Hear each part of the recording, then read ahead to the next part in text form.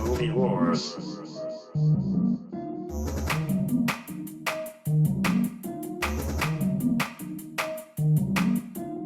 Ladies and gentlemen, welcome back to the Movie Wars podcast. I'm Kyle. I'm Seth. I'm Mariana. She's back. She's back. I'm back. You're back. We're all back. back. Harrison Ford's back. And Back in black. Today we're covering 28 Days Later because, man, they've released like 2 sequels within 6 months of each other. Yeah, literally. Yeah. So 28 weeks later, The Bone Temple's already come out. It came out a little over a week ago, and it's the highest rated movie in the franchise. So we decided to go back and visit where it all started. Yes. Where it all began. And then 28 weeks or years later came out like towards the end of last year, right? Yeah. Yeah, and before we get started, just a reminder, the format here is we do a little bit of film history. We talk about our feels and our likes. We do the randos, which are the most interesting things that we find in research, and then we close it out with the war card, and we do some questions in there, too, to generate some discussion. But yeah, this is interesting. It's funny. I just so happened to watch 28 Days Later again in December because when the 28 years later came out, it surfaced that these movies have just not been on streaming and they haven't been available physically. And a lot of great movies have been caught in limbo. And so they finally re-released them and they came back up on Netflix and Hulu. And so I was like, I haven't watched that in a while. And I watched it and I was like, oh, I remember why everyone was into this. Yeah. Like it caught a wave. It was kind of pre-Cillian Murphy. Yeah. You know what I mean? And I got to say, this is the second Cillian Murphy movie we've covered. And both times you have to glance really hard to recognize him. Like in Tron. Yeah, Tron Legacy. Tron he Legacy. pops in for like 15 seconds. At first I'm just like, oh, that's a guy. And then I just went, is that Cillian? And then I had to look up and say, that was Cillian. Like, he's really good at not being identifiable. Yeah. And it really isn't until till Batman Begins, to me, that I was like, that he had a distinguishable face that I started to recognize in movies. Sure, definitely. But then he kept falling under the radar because Tron Legacy came out 5 years after Batman Begins did. And he was in Inception the same year. Yeah, and he also did that, Red Eye? I think so. I think Red Eye was kind of his biggest role before. And Peaky Blinders. Yeah, of course. Yeah, Peaky Blinders is fucking awesome. Yeah. This is the first time I saw 28 Days Later. Had heard lots about it. And I got to say, it has one immaculate vibe. Yeah. Like the moment the movie was over, I was like, as terrifying as it was, and it was actually terrifying for me, I was like, I kind of want to go back and like live in the vibe again. Yeah. So that is and literally the next night I ended up watching 28 Weeks Later, and a quick comparison. It's lower rated. It's definitely not as good. And I think the biggest reason why 28 Weeks Later is nowhere near as good as 28 Days is because it really lacks that vibe that no one else has been able to get. Like the fact that, and I'm sure you've got randos about how they were able to get those shots of empty London. Yeah. But the fact that like convincingly it wasn't CG, it was actual empty London. They were able to capture this feeling of loneliness and emptiness in one of the largest cities in the world, one of the most busy cities in the world. I think is absolutely insane. And like that's something that especially the second movie, but most zombie movies in general don't really capture. Yeah. This movie is like almost downright relaxing for me. Literally though. Yeah. No, I mean, like I was watching it and I was like, this is exactly what I need right now. Actually. Yeah. You're a resident horror expert. I was really interested in your thoughts. Yeah. No, I mean, so this is like what I would call like almost very realistic. Yeah. Like absolutely horror, which is what makes me super uncomfortable. I wouldn't even say that I was scared during it. It's like, it's almost like, I feel like I need to be making a to-do list. Yeah. You know, like I feel like I'm in a zombie apocalypse because of this movie and because they made it so real. But they also had this, like the way it's filmed is almost like a music video in a way. Yeah. I mean, their budget was tiny. Like, yeah. They $8 barely million. had any money. Yeah. And then I feel like they were like kind of going out on a limb, like trying different things. Like I love Danny Boyle. I love Alex Garland and I love when they work together. Yeah. But like this, it didn't really like, I mean, we've talked about this before. Danny Boyle, like, I guess this will come up in the randos, but like, man, he has a range. Yeah. I know. We were talking about 127 hours. Yeah. Slumdog Millionaire. Sunshine. Yeah. He's a just space movie. all over the place. Yeah. He has no filter. His agent calls him. He's like, sure. Yeah. He's like, whatever. That sounds good. Yeah. If I like the team, I'll do it. You know? Because like it does seem like everything he works on is like a great team. Yeah. Mm-hmm. Yeah. Like fun projects. But yeah, it was just, it's so realistic. Well, to your point about the look of it and kind of why it looks and feels so realistic, they shot on 3 different mediums. The flashback scenes they shot on a Super 8 camera on 8mm film. The very last scene they shot on 35 millimeter film, but the rest of it was shot on DV tapes, like digital tape. That's why. And so, yeah, it almost has like a home.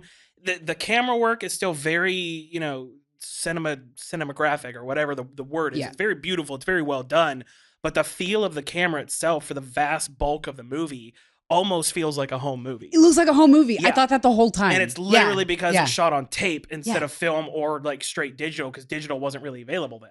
Which makes it feel like you're really there. Yeah. Yeah. No, and that's another part of why I'm like, this has such a vibe that so many movies are missing, because it feels very grassroots. Yeah. It feels very grounded in reality, but it kind of it rode that wave of like Blair Witch Project being shot for like what $6,000-7,000 and all they did the found footage. Same thing with Paranormal Activity. I think the first one, like it really rode that wave of the late 90s, early 2000s horror movies, like trying to get back to the groundedness of it all. Because I feel like especially in the 90s, horror movies just got very cartoony, very over the top. We'll talk about this next week with Dracula, but like, yeah, everything was so over the top and so grandiose that I feel like getting back to that gritty reality like really shocked people for a few years there. Yeah, it was so different than everything else that was coming out. Yeah. And Garland has caught a wave. I mean, let's just look at just a couple of the hits. God. Dread, which we've covered. Oh yeah. Ex Machina. Wait, he wrote it or directed it? Wrote it. I think. Okay. I The think Beach. he may have directed. Oh, did you write The Beach? I think so. Annihilation. Annihilation. Wow. That's Men. my favorite. So many good Men. movies. Civil Fuck. War. Civil War. And then the 28 years later. And then he came back for Bone Temple. I Yeah. mean, Yeah. he's really, speaking of range, and then he found himself embedded in the A24 world, which was great for him too. Yeah. That's his world. That should be where he lives. 'Cause Yeah. he would fit that vibe so well. Yeah. Yes. I got to see him do a Q&A once. Like, Yeah. he is exactly how you think he is. Oh, nice. Really? Yeah. Yeah. You're just like, yep, you wrote all that. Yeah. I love that. That's this guy. He's wearing a denim shirt. I get it. I This love guy that. works. A chambray. Oh, yeah. A chambray. Chambray. Sure. Chambray. When I worked at Old Navy, we had so many of those, and that's Oh, yeah. exactly how we'd all say it to each other. Like, it's a very nice Chambray. chambray you're wearing. Yeah. It's funny because now it's fashionable, but that's like what mechanics were like in the early Yeah. 1920s and railroad workers. You An think they amazing fabric. You think if they imported like a 1904 railroad mechanic to like, oh, I like that chambray, he'd be like, I just drank whiskey for breakfast. You know? Leave it to hipsters to make blue collar expensive. I know, right? Yeah. Little bit of history here. So this was pitched over pizza. Man, pizza is where good things happen. Freddy Fuck Krueger was invented on pizza, but Garland pitched this entire concept of running zombies in daylight in London, as he referred So to it. it was the first to do runners. Yep. And it was inspired by something else, which is in the next rando. But I guess Charlotte Street in London, some famous pizza shop there. And that's where he pitched this idea of running zombies. Nice. Nice. The running zombies themselves have the DNA of video games. And you'll love this if you're like me. I love Resident Evil. The running dogs. Alex okay. Garland, that's where he kind of was inspired. Because if you're a Resident Evil fan or a video game fan, the very first Resident Evil, those running dogs are like one of the first legendary horror video game tropes okay. in the 90s. Really interesting stuff. And he kind of felt like Garland felt like slow zombies weren't a threat. You know what I mean? If you had enough bullets, you could take one down. If you could run, you were probably fine. I mean, that's why The Walking Dead got so boring after a couple of seasons, was because they're literally walking through forests with zombies all around them and they're not doing anything. Yeah. They're having a conversation while surrounded because they're like, well, wait, they'll be here soon. That's why they had to start killing like each other. Because Yeah. they were like, the zombies aren't really doing it for anybody. And that's also why every third episode is about like the chronology of a B character that you don't care about. Yeah. It's like, let's check in on Jim's history. It's like, didn't we just pick up Jim at a gas station? Where did Jim come from? And now we care about how he got here? Jim has a name? Yeah. Jim was an accountant? Who gives a fuck? You know? Stop it with The Walking Dead. And then like I don't watch it, but then like I'll be watching something else. I'll be like, The Diary of Carol, and then it's like Michonne, and like they have all these side like Paris, like Daryl Dixie goes. It's like stop. Well, there's also 3 spin-offs happening right now. City of the Dead and Fear the Walking Dead. Daryl's got a whole show. Yes. Like, yeah. Fear of the Walking Dead is still going on. I think Yes. so. Yeah. Has anybody told these people that it's bad? Probably. Somebody has to be watching them, though. Yeah. In this environment, somebody. And I want to meet those people. There's just one person watching it. Somebody's in a dark room with a bag of Cheetos going, Daryl's going to Paris. Holy shit, let's go. He's going to meet Emily. These are the people that use AI as their boyfriend. Yes. Girlfriend, you Yes. know? Yes. That's who watches The Walking Dead. I'm going to spin-off. sext my AI boyfriend, Chip, and then I'm going to watch Daryl Dixon, episode 3. And I will say, I do love Daryl. He was a great character. Yes. But, like, I'm not going to watch the spinoff. At a certain point, they all just started to kind of bleed together. I was like, fucking kill them all. I know. I Can we was just like, nuke the world? Yes. at some point, you're like, do you want to live in a zombie apocalypse, really? Yeah. Yeah. Okay. Enough about The Walking Dead. The opposite of The Walking Dead, the Raging Dead here. Seth, you alluded to this earlier. The way they filmed this was with Canon XL1s, and they used Guerrilla Filmmaking technique. The cameras, on average, were about $4,000 a piece. Yeah. And they wanted to be able to use what they refer to as guerrilla speed. You know, Yeah. if they're going to be fast zombies, they needed to be agile cameramen as well. Yeah. And so they wanted to be able to be right in the action. Like you said, it feels like you're there. It feels real. And I'm guessing those are on the smaller side of Yeah, cameras too. the so they can really XL1s just get away with handheld. yeah, and I love that. And I think they had like 8 cameras on set. That makes sense. Yeah. I will say, just speaking to the cinematography real quick, and especially because now I've got both of them on my mind. Compared to the second one, this one really knew when to move the camera. Mhm. The camera was usually just on sticks, maybe a dolly here and there. It was pretty stationary for the most part. Right. But then when it really needed to is when it really brought you into the action with that kind of more handheld feel. The next one, only handheld. It was in that kind of Bourne legacy era, or not even legacy, but like all the Bourne movie era where everything was just super shaky cam. Oh, And it just, it was so bad. And so, that's, the cinematography was unmatched in this one. Like, it was so purposeful. It was so well done. They managed to get some stuff in frame. Like, I think the scariest, I know you guys might make fun of me, but I think the scariest scene in the movie is when he's in the church.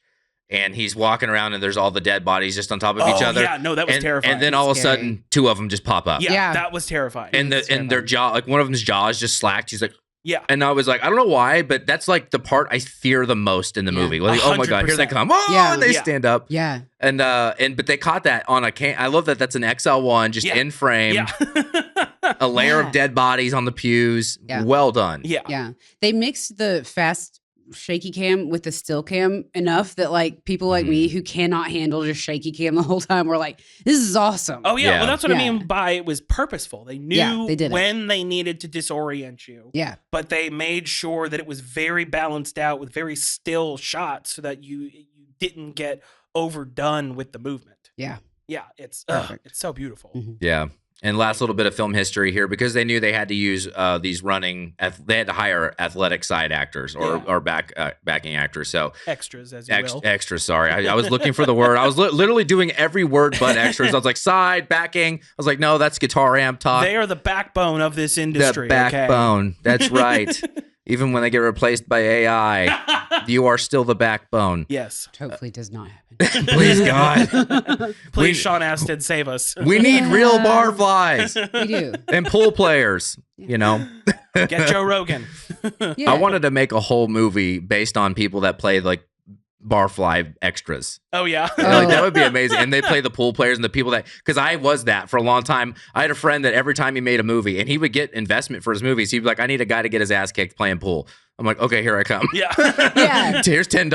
You're like, Yeah. I look punchable. That's the funnest roles. Yeah. You kidding? You still get to eat the snacks. Yeah. So good. But yeah, they hired ballet dancers, gymnasts, athletes, like basically anybody that can move fast. That's And what they thin. needed. Yeah, fast, thin. Thin. I mean, it showed because Yeah. this is probably the most terrifying set of zombies I've ever seen. Yeah. Something else we were talking about that we should definitely discuss. I think the thing that makes this unique from every other zombie situation is the speed at which they can turn. Because when it first took 10, 20 seconds, I was like, oh, that's a little fast. But then I thought about it. I was like, right. That adds a whole other level of strategy into how you're going to live. Right. Based on the fact that you don't have days until this person turns. You cannot run with them, maybe cut off the arm or save them. Like they're gonna turn. You gotta either kill them now while they're docile or just book it and get out of there. I can't think of another series that's ever done something like that. Yeah. Just the crazies. Yeah. The crazies, they're intense. Yeah. My only thing is I guess I don't have clarity, and I found this online too because I haven't seen all the later films.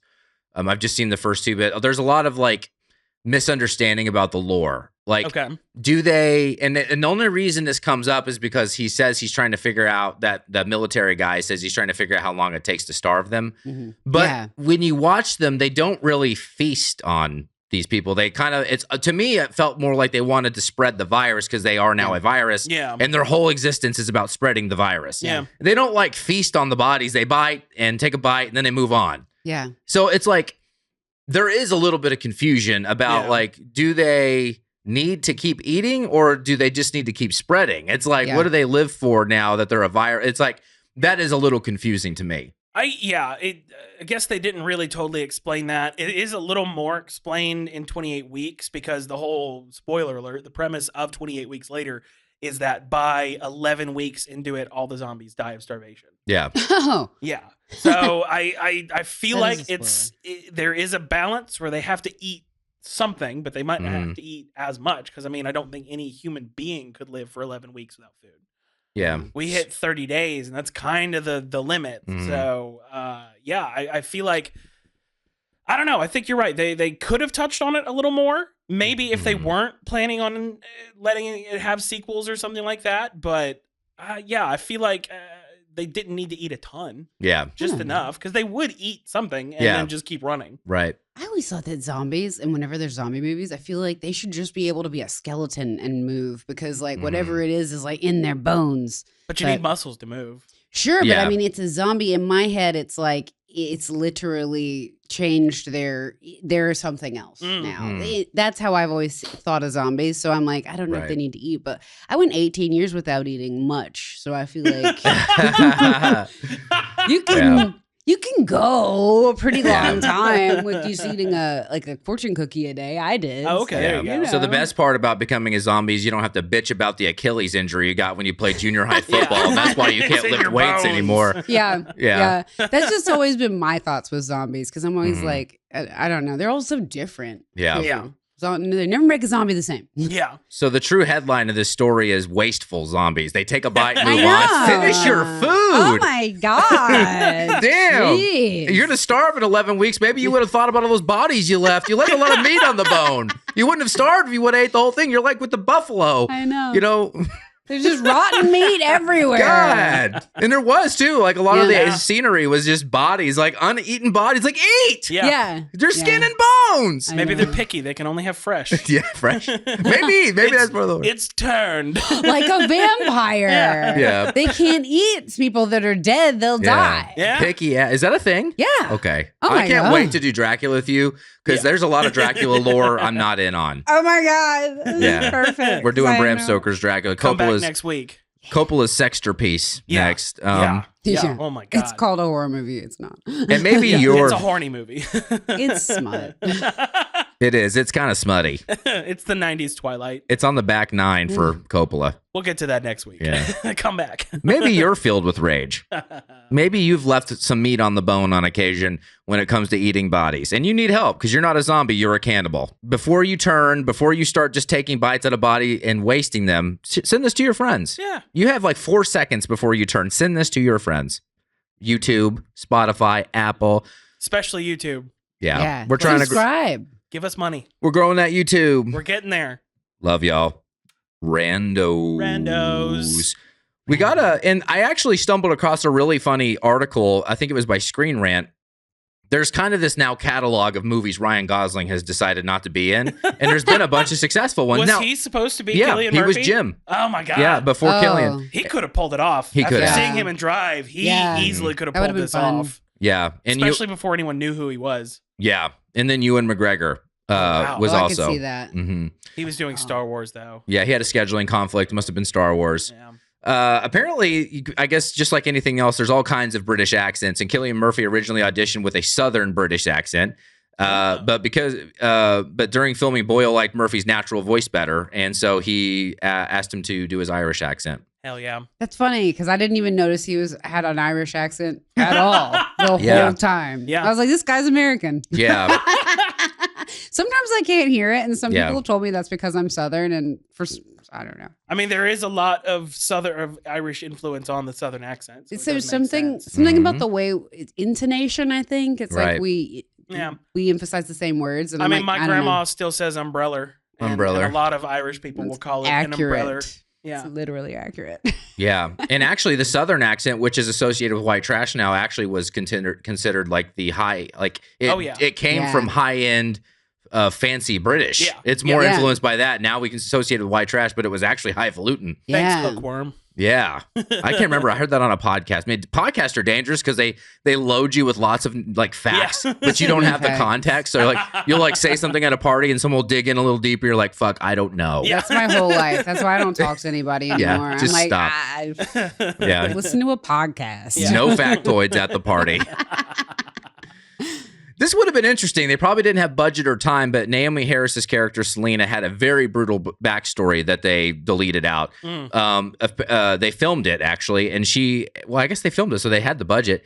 Probably just slowed down the story. Yeah. I mean, this was a very compact story to begin with. And we didn't get anyone's backstory. Yeah. I mean, just a little bit of Which Jim. We shouldn't. I don't think we should because you kind of need to just get dropped into the middle of the situation. They are zombie food in training. We don't need... Yeah. But, hot dogs. But in the scene, yes, they are. Yeah, just give me some buns. She had to kill her own parents and then save her baby brother, and only to realize the baby was also infected. Rage, baby. Oh yeah, I think I don't want to see that. Yeah, that would have been horrific. I don't want to see that. That's actually one of those images I'm kind of glad. Like I don't want that. Yeah. Rage, baby. Yeah. No. Honestly, anything with babies, like even in the new Fantastic Four movie, the baby was animated and was really weird looking. Yeah. Yeah. Of course, it didn't stop Count Dracula I was in our about to next say. movie. Yeah. I got the weird sisters are always eating babies. Got some bad baby action going there. Bad day to be a baby in Transylvania. 9/11 impacted the filming schedule, so it toppled the toppled bus Whitehall scene they did, which was 10 Downing Street. It's funny, like all this research I did has like, I guess these are prestigious streets in London. Yeah. But it was impossible to film because of all the security changes they implemented right after September 11th. So they ended up like right after it happened, they had to implement all these changes. Wow. Thanks, Osama. Yeah, you dead guy. Yeah. 0 dark 30. That's what we say in the South. Rotten hell. Like a rot.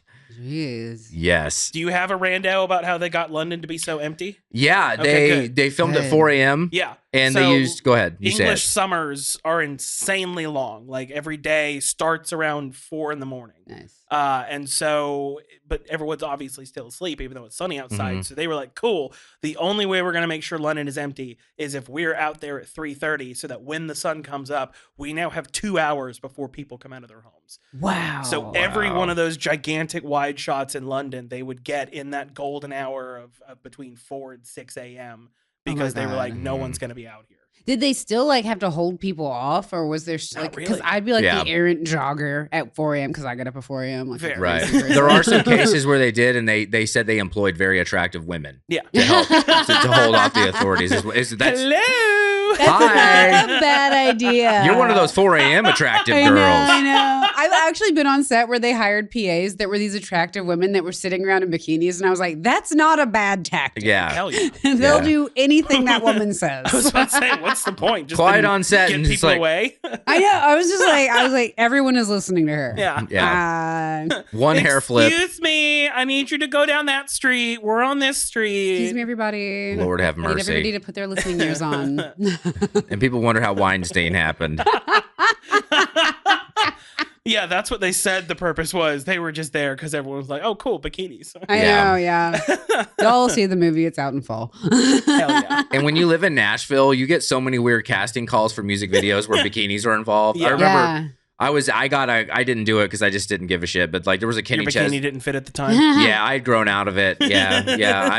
I'm in the A range now. I was in the C's back then. But yeah, that was like it was an audition to like be a guy around a pool. It was an above ground pool, and there was a bunch of girls in bikinis. I don't want to do that. But it was in downtown in front of the courthouse. Yeah. So there was like an above ground pool, but I think it was Kenny Chesney. I'm just like, all right, I don't. Oh my God. Yeah. I don't Sounds know. almost as miserable as the tequila makes her clothes fall off video. Yeah. Ugh. Naked Ugh. granny at the end.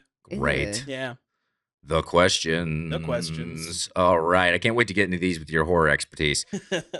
So this actually, I stumbled across this in my research. I just didn't realize that there was this like proliferation between biological thrillers and zombie undead movies.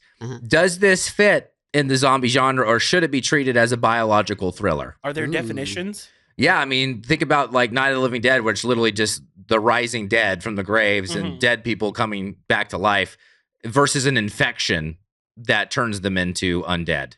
Interesting.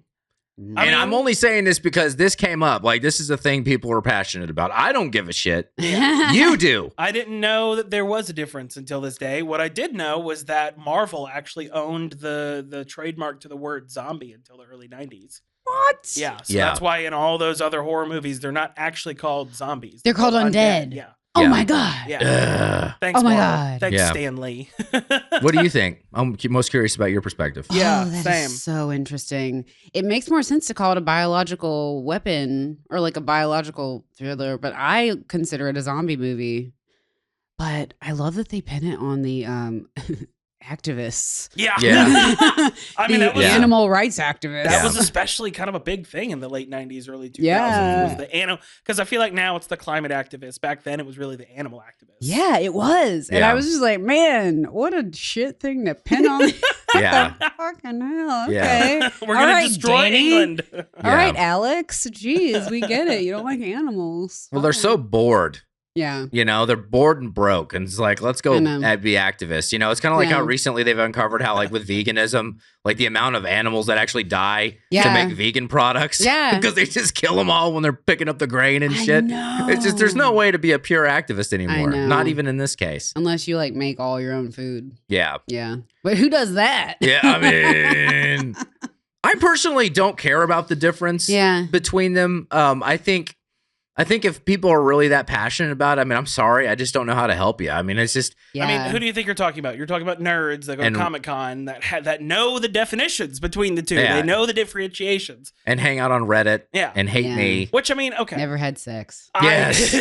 Yeah. Someone had to say it. Yes, true. Unless it was with the AI bot named Chip. I mean, I will say, on the most technical aspect of this, I guess this really does fall under some sort of biological thriller or horror situation, because it did remind me of the movie Pandemic. Mm-hmm. Like, it really did. And Contagion. Yeah. Oh, yeah. It definitely goes along those lines. I didn't realize that zombies, by the strictest definition, had to die and then not be, dead anymore, but I guess that makes sense since they were called undead. Mm-hmm. I guess I will give the semantics over to the nerds for the moment. Don't take it too much. Yeah. But I guess they're technically right. Y'all take it. Y'all can have it. Y'all have this win for now. Feast in the comments. We don't let give it go to your head. Even our horror expert doesn't give a shit. So sorry. Have we officially run out of zombie idea movies? Have we tapped? We've had fungal. I'm just thinking of all the ones I know of. We've had fungal infections with Last of Us. We have the Undead. We've got viruses. Now. My kids now love this zombies Disney musical show. They watch it with their cousins. Have we tapped out? Yeah. I mean, what else is there? Yeah, I guess so. I don't know. I mean, iZombie was really good. I don't know if you guys ever saw that TV show. I didn't see it. It was actually really good. I've been told to watch it. Maybe that is the other thing, going back to the first question as well, that also differentiates them. I feel like the original Undead also was in search of brains to eat. Yeah. And I haven't seen that in most of the other, especially modern versions of zombies. Like, it's always just been, like you said, it's kind of a virus that wants to spread.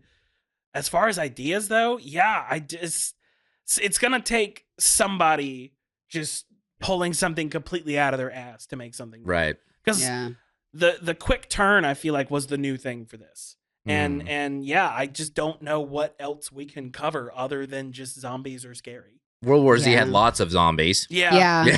And they were, they were like, we're going to have 100 production companies work together. I remember the titles at the beginning of that movie, I was just like, is it ever going to start? Yeah. Is it ever going to start? Yeah. There's 100 companies involved with this. Yes. I feel like somebody could get really creative and do a new version of something like this, and it's not me that's going to write Space it. zombies. They're flying zombies this time. Flying zombies. They're monkey zombies. Yeah. They're cat zombies. They're child zombies. You know. Yeah, they could link it to like, one thing I like about The Last of Us lore is how it can be airborne. Yeah. The fungals.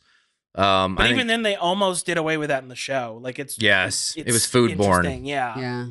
I didn't watch the second season yet. Yeah. It's fine. Yeah. It's not as good as the first, and it's not as good as the game even. Yeah. But it's neither fine. season I don't got to the game. Yeah. See, that's the thing. I don't necessarily like anything that's based on a game because I feel like there's not a lot to go on. Yeah. Unless they rewrite a whole story or unless the game already had so much lore with it, there's a lot to go with. Yeah. So I guess it depends, but that was the thing with The Last of Us is it changed gaming. It was like one of the first games is like we're gonna actually be cinema level storytellers here, cool. and it accomplishes it. Like you actually, I don't know about you, I know it's my favorite game of all time. Until Dawn's my favorite game, but this is a very very close like top 5. I teared up, and I felt like a complete moron tearing up at a game, but it nailed my heart. Yeah, both games. Yes. Oh my god, like the choices you have to make at the end of the second game, like really test how you view what is right and what is wrong in this kind of world. Oh, I love that. Yeah. Mm-hmm. I take those mushrooms, cordyceps. I take cordyceps mushrooms. Really? Yeah. Anything weird happening with the Not brain? yet, no. And I also take scorpions now. Take scorpion pills. Oh. I've heard about this. It's rebuilding my brain from the brain damage for the migraines. Oh, yeah. It seems to be working. Hey, you're sharp as ever.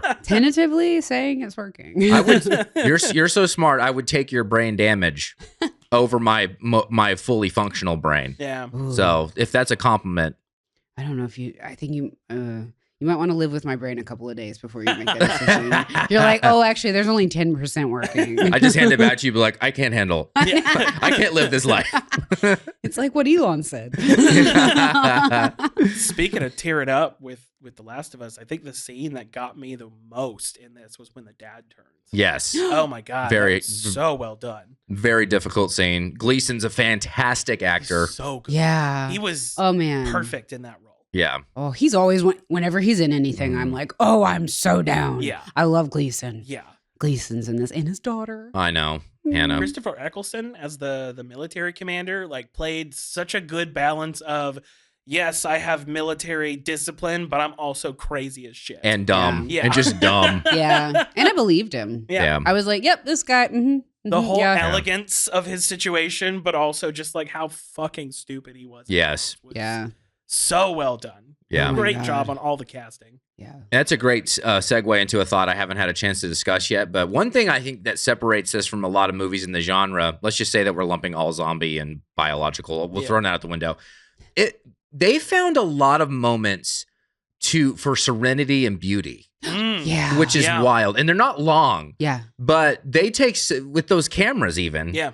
And if you've ever been to the UK or Ireland, like you don't have to travel far outside of Dublin just to see the most beautiful landscape, right? Every time I'm there, I always take this hike from Sutton around the peninsula over to a fishing village called Hoth, and I'm literally like walking hundreds of feet above the ocean, like right on the cliff face. It's insane. It's gorgeous. And the moment where they're eating on the blankets and, you know, where the dad is like, he's kind of just this funny guy. Like, it gives you these little moments. And when Selena kind of lets her hair down and she's no longer this hard ass survivor, like you see that she really wants to connect. Yeah. And it didn't, and what I loved is it didn't overindulge at all. And that's where like The Walking Dead has fallen, is like they have overindulged in it's the humans, not the zombie, you know, but here it's like 30-second stretches of just refreshing humanity and beautiful scenery, and the fact that they captured it with $4,000 cannons, it's stunning. Well, I think the whole point of the movie was you are a survivor. There is now no longer right or wrong. It is survive or die.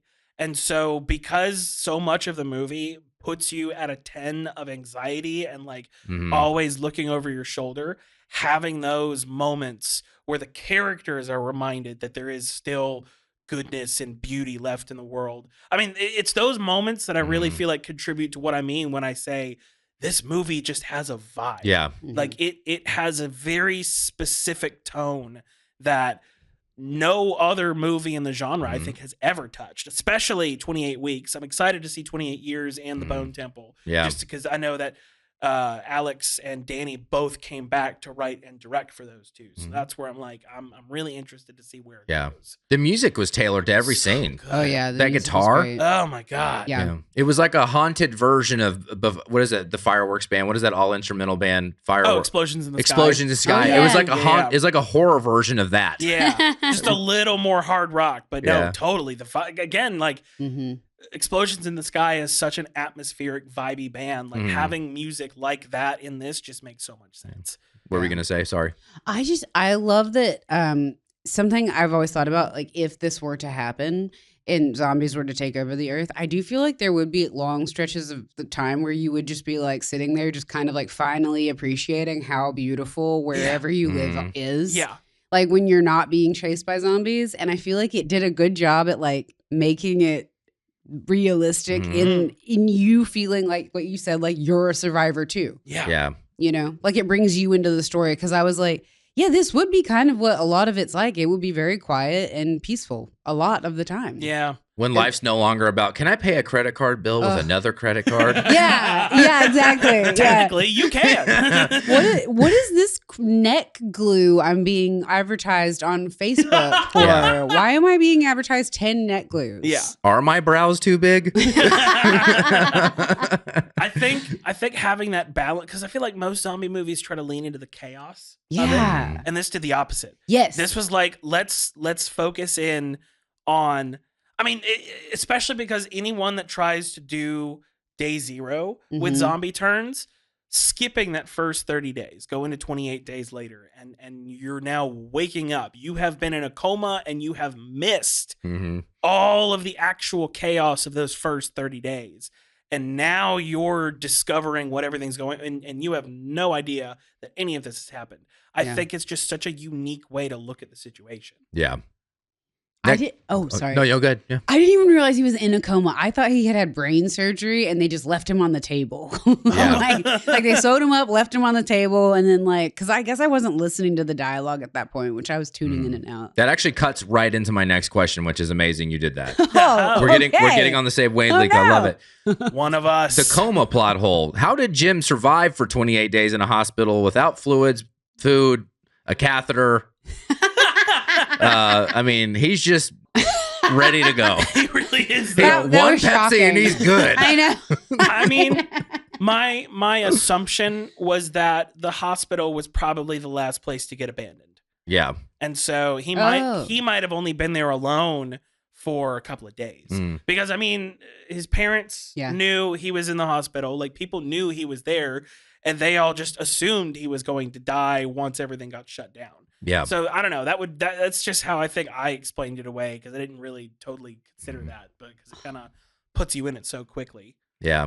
Oh man, you wouldn't be able to keep me away from a family member that was in a coma in the hospital if something happened with a zombie apocalypse. If it was my brother or somebody in my I would be there protecting their body. You know what I mean? Like they wouldn't just be naked waking up, just zombies and shit. I would be dragging their body with me, you know. Jim's parents just gave in. They're like, fuck it. Good luck, Jim. Good luck with the coma. They killed themselves and left a note like that said, we'll sleep with you soon. Yeah. Like, but I do think that speaks to whatever happened in that 28 days was like, oh shit. Yeah. Because like when they show the monkeys part happening, like that's all very quick. Yeah. That is all very, if you see 100 people getting killed in front of you and then eaten or turned into zombies like immediately, like I could understand shooting yourself in the head. Yeah. So yeah.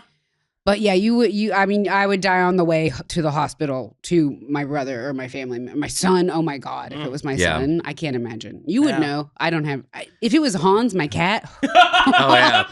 Oh shit. Sprinting there to are the not vet. enough. There are not enough guns in this world. Yeah. John Wicking your way through a bunch of zombies.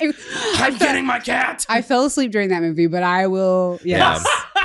How did you fall asleep during John Wick? And I saw it in 4D. Wow. With the you know how they have the air that whizzes by you? Yeah. Yeah, it's like shoo, shoo, shoo, shoo, shoo. And you I passed fell out. asleep. I was like, this is so relaxing. Yeah.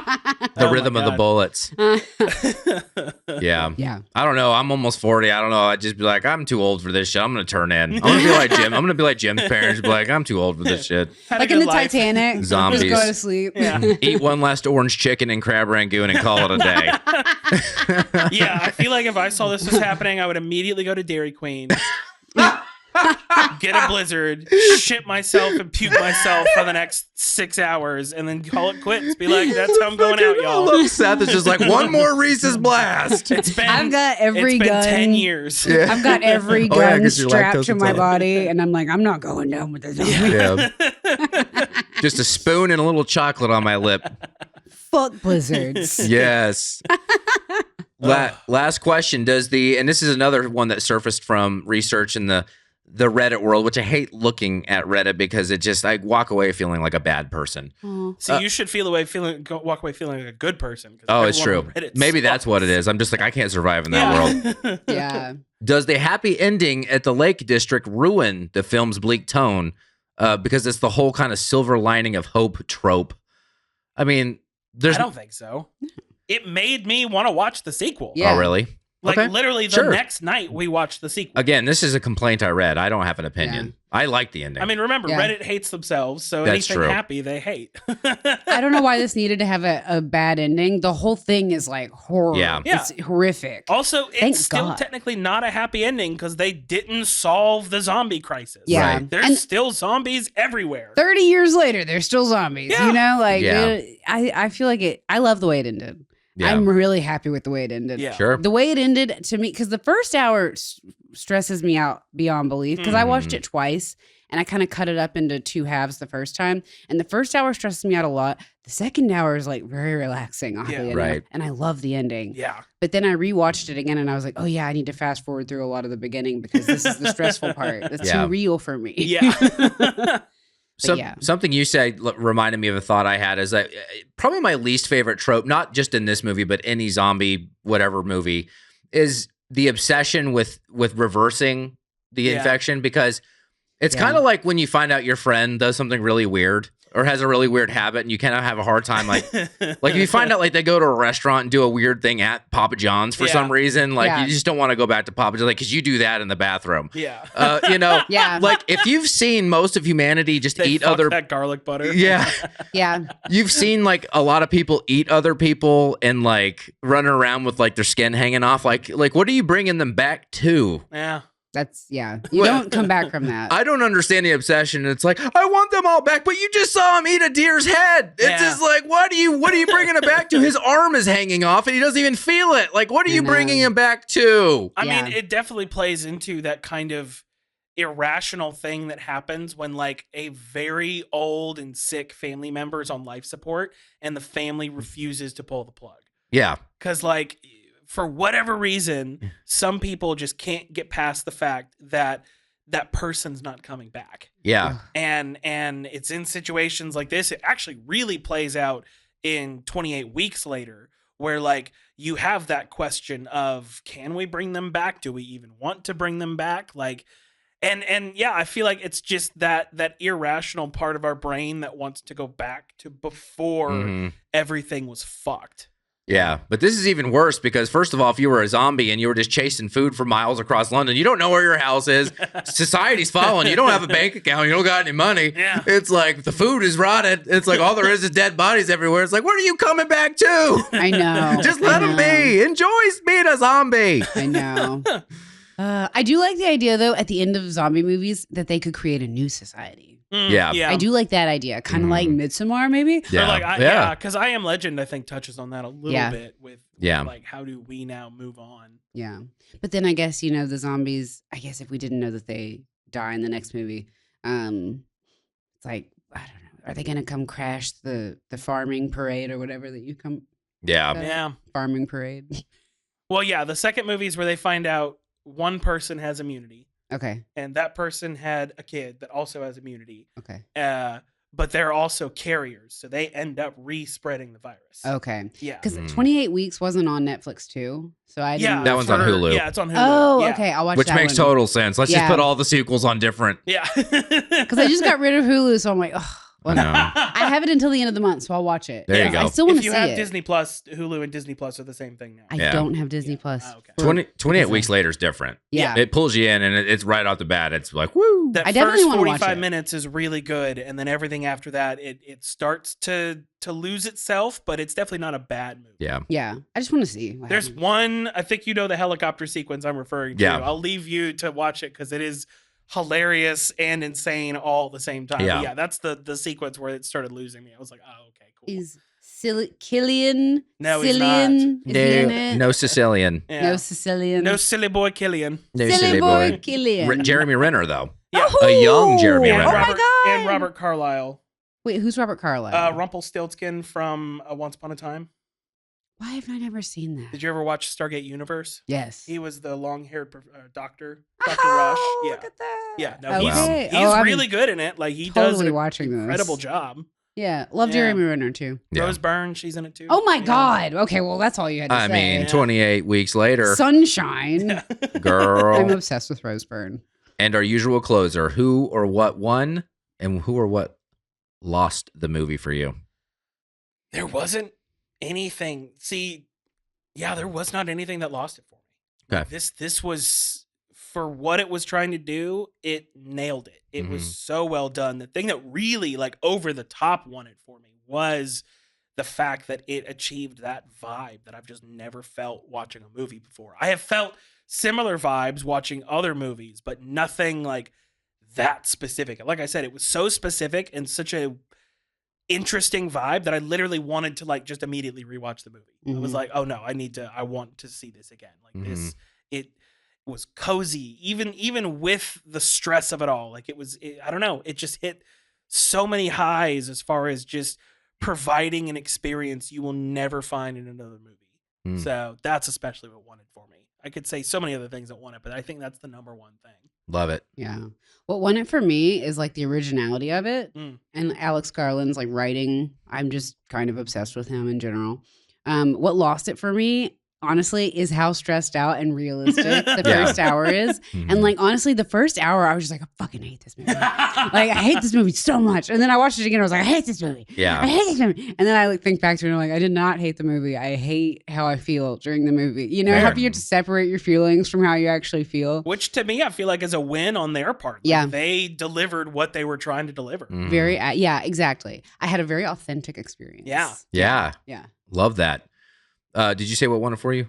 Yeah. Okay. The writing. The writing. Yeah. Okay. Alex Garland is just one of my Yeah. favorites. Annihilation. Like, we picked all of our wedding music from the movie Annihilation. That's amazing.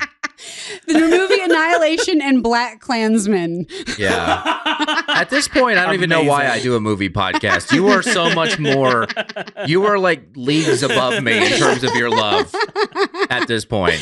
No, I'm insane. And I Yeah. don't know how to work all this stuff. And you brought your midsummer shower thing. My shower curtain. I'm just like, I'm not a movie fan. I got a couple of posters, but compared to you, I'm failing. You didn't have a Black Klansman themed I'm wedding? sorry. Well, I'm sorry. Crazy. What won it for me? A couple of things. It's a win for independent filmmaking and guerrilla style 100%. filmmaking. Yeah. A couple of handheld cameras. In fact, I mean, I had a question we didn't have time for, but I was like, were the monkeys the scariest thing in this movie? Because the way they're filmed and the Yeah. claustrophobia of those Oh handhelds. my God. Right now, I think the monkeys were the scariest thing in the Yeah. movie. They were. And the music won it. I loved It's so how tailored, and I didn't realize how tailored the music was until they find the store. Yeah. And then it turns into a Britpop song and it's got some glee and they're running around and they're pushing baskets. I was like, wow, they were really intentional with that sound. But it Yeah. never sounded like it was different music. Yeah. It just had Yeah. different tonality, but it sounded like the same instruments, the same musicians. And it just was so consistently tailored. I loved how it set the mood. Oh, absolutely. So that was fantastic. What lost it for me, and it's not even a big thing, it's just going back to the difference between like the starvation, the lore. I just kind of wanted to know a little, I didn't need like an over explanation because realistically we're 28 days in and it's not like we're going to have, but like they're starving, but they don't need whole bodies. You know, it's a virus, you know, I'm just kind of like trying to figure out like, what is this thing? Yeah. And I feel like maybe they were beholden to the whole starvation thing for the sequel. And so that kind of came into play. And so I don't know. I just could have used a tad bit more of that, but it's a small thing overall. Like you said, like another thing that won it for me is just, I was reminded of how fresh this was the first time I saw it. Yeah. Legit. Like first time I saw it, I was like, I don't know why. I just found it so refreshing. Yeah. As just a new film. An indie film, something that was changing a genre. It just felt like you were like seeing something big happen. Oh yeah. Yeah. And it was only $8 million budget and made $82 million. So absolutely Nice. crazy. nice. Love money. Love money. Love money. Send me Yeah, money. you can spend it on shower curtains. Put my Venmo on. just a Put my just Venmo QR under code. my name. Yeah, tip jar. As usual, we close out with our scorecards, 4 categories: cast, directing, writing, and film composition. Yeah. I always want to call it what's in front of us, but go ahead. Yeah. Acting. Everyone nailed it. Yep. Not us down to the children. Like amazing. So well done. Everyone, you could tell everyone was just 100% on board with the project. So acting incredible. Writing. This is where I a little bit disagree with you on the lore side of things, because I would rather leave a movie wanting more answers than being like, okay, you can stop explaining, we get it. And this, I think, really found a balance, because you're watching characters who are living it in real life. They don't have the scientific answers that you would want, that you're like, I feel like that's one of the stumblings of The Walking Dead, was like somehow all these people ended up being experts on everything. And I'm like, okay, but how would you know if you're not a biologist? So I feel like they really nailed the real world response to something like this. Directing flawless, like just, oh my God, every choice that was made was perfect. Moved the story along beautifully, made you feel the feels, but also get terrified when you needed to. And then the composition of everything was just insane. Yeah. I mean, being able to seamlessly utilize 3 different filming mediums in a way that you don't question it, I think was absolutely amazing. Making a very specific choice to go with DV tape instead of with straight up 35 millimeter film, while it may have been influenced by the budget, I think is also one of the reasons this movie stands the test of time. Yeah. Is because it set its own visual vibe so well that it feels timeless. The sounds were insane. The music was perfect. Like everything, the edits were done so well.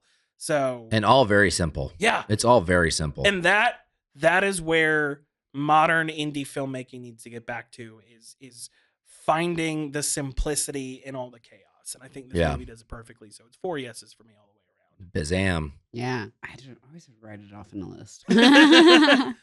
Cast. I love the cast. I just believed them all. Yeah. I felt like they were all really in the zombie apocalypse. And Gleason's my favorite. Yeah. So And good. Cillian. Cachillionaire. Cillian. He's a Cillionaire. Matt, He's a if you could Cillian just now. edit a whole like compilation of us saying Cillian and Killian. Cillian. I'd love that. Cillian. Shout out to Matt Cillian. York, our editor, who's going to be editing the episodes. And our social media manager. Yeah. Yeah. Thanks, Matt. Thanks for taking it off my plate, dude. I hate my life when I'm on social. So now I don't even look at it. I check on the data. I like look at the numbers, but I don't scroll. I don't do Yeah. anything. I'm not even on social. So Yeah. I mean, follow me, send me money, but like. yeah. If you are leaving me bad comments, which I know you are, I cannot read them because I don't read them anymore. Yeah. I read them and then read them to him. Thank you. I mean, I comment back to you. QR code. I know. Again, send me money. Yeah. Cast, love the cast. I already said that. Directing, perfect. I can't imagine it being any different. Honestly, I cannot imagine them going in any different direction than they did. Yeah. I feel like they were just like, all right, we turned off everything that we could for 6 months to actually get in the mindset of a zombie apocalypse to direct this properly, you know? Yeah. Like that's how realistic it felt to me. The writing I love because it's not overdone. It's not like this, again, it's simple. It's simplistic. Yeah. In the way that an indie film used to be. Yeah. So simple. Mm-hmm. Again, children, listen. Yes. They won't. I know 20-year-olds. I was one once. And the film composition is just beautiful. Right. I do the first hour though, it does have that like kind of music video, like slapdash here and there, which kind of drives me a little crazy because I'm sort of OCD and I'm like, why is it this way? A lot of Dutch angles. Yeah. Is that what it's called? Yeah. So when the camera's tilted like that, but it kind of adds to the uneasiness. It makes sense for the film. Yeah. But it's also like, for me, I'm just like, Yeah. You know, because you're like turning your head. Yeah. No, I'm like, I'll fix it. I'll fix it in post. Don't worry. I'll fix it myself. Yeah. 27 years later. Is it 28 years later than... Okay, I can't count. Not quite yet. Not quite yet. So anyway. Yeah. So Wonderful. I think that's 4 yeses. Boom. Cast perfect. And I feel like it felt like no one was trying to outact anybody. Yeah. Everyone was just like, it just felt, you said this earlier, it felt so realistic. Yeah.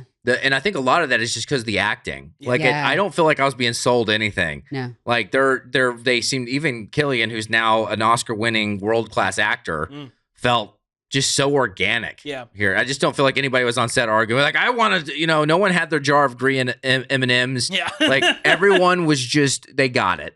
Yeah. Directing, there's literally not a choice that I could argue with here in terms of what was in the film, the pace, the style. Like, everything about this is just such a short, refreshing, groundbreaking, cohesive piece of art. I love it.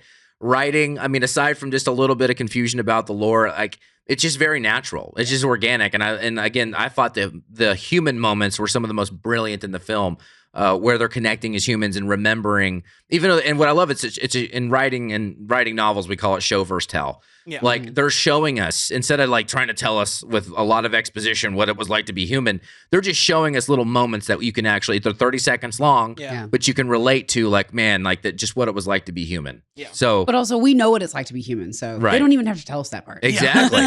Exactly. And they didn't drown us with exposition and monologue, and it was just very show versus tell, and I love that. Yeah. And what's in front of us, I mean, the one thing that we've hit on everything, but I think because it was such a low budget, one thing I was picking up on this rewatch is that they couldn't really show us a ton of like violence and gore. Like you notice there's not a lot of visual representation, but where they made up for that was with the sound. Oh yeah. The sound of the eating. Did you guys notice that? The theater of the mind is incredible. Yeah. Like hearing the and when they're like in the blood spitting. Yeah. The sound of it was more visceral than the vision. And I was trying to think, like, I'm not seeing a lot, but like, why am I terrified? Yeah. It's because they ramped up the audio. Yeah. And I don't know if it was ADR and post where they captured it, but wherever they captured the sound of the zombies eating. Oh yeah. Perfection. No, sound design teams are very underrated members of the film crew, and they get their respect. And I think it defined this film. Yeah. And for horror movies especially, the show don't show. Yeah. It is so, you make up more in your mind. Oh, yeah. That's way more terrifying than anything they can ever show you. Yeah. Absolutely. Mm-hmm. Huge win. I mean, just whoever, I don't have it pulled up, but whoever was responsible for sound should have gotten an Oscar, but. Yeah. Well, this is your Oscar. We couldn't be. Yes. I hope this is enough for you. I'm sure you've done a few things since this movie came out. Yeah. But well, we couldn't be going in any weirder direction after this. For next week's episode, we're going to be recording Coppola's Bram Stoker's. Porn. The next movie we're doing is porn. Yes. So pray for us. I'm Kyle. I'm Seth. I'm Mariana. See you next week. Love y'all. The movie roars. Cillian Murphy movie for Cillian Murphy. Cillian. No, Cillian. he's not. Is he in it? No Sicilian. Yeah. No Sicilian. No silly boy Cillian. No silly boy Cillian. Rich- Cillian. Cillian. Cachillionaire. Cachillian. He's a Cillionaire.